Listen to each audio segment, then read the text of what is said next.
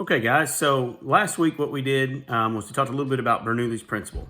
As a quick reminder, what Bernoulli's principle says is that moving fluids, and a fluid can be a liquid or a gas, this week we're going to specifically be talking about the gas that is known as air, that when a fluid is traveling or in motion, it has lower pressure than that same fluid sitting still. And in fact, there's a proportional relationship.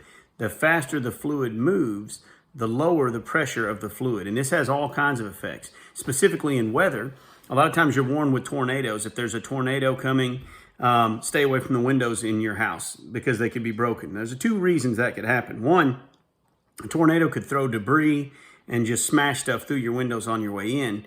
But in reality, most of the times when a window would blow out near a tornado, it won't break inside, it'll break outside because the pressure inside your house is already at a certain level. And when the tornado goes by, the pressure drops really fast because you have moving fluids, a moving air mass, and it moves so fast that it really drops the pressure outside quickly, faster than your house can release.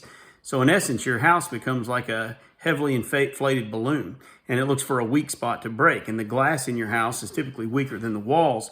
So the first things that break in houses, your windows might blow out, or your roof might actually pop up because it's a big flat surface, and it might lift up to let the air pressure even out. What we're going to look at right now is the way that the air pressure and the changes in differentials in air pressure can actually allow us to fly. That was the question at the beginning of last week. We talked about how do boats float. How does this great big boat made out of steel that weighs thousands of tons float on water? And we discussed that with Archimedes' principle. Now with Bernoulli's principle, we're going to talk about an airplane that may also weigh tons and tons and be made out of metal. And it's certainly heavy. It sits on the ground and has a lot of mass. How does that float? Well, it doesn't have anything to do with Archimedes' principle, but it has a lot to do with Bernoulli's principle.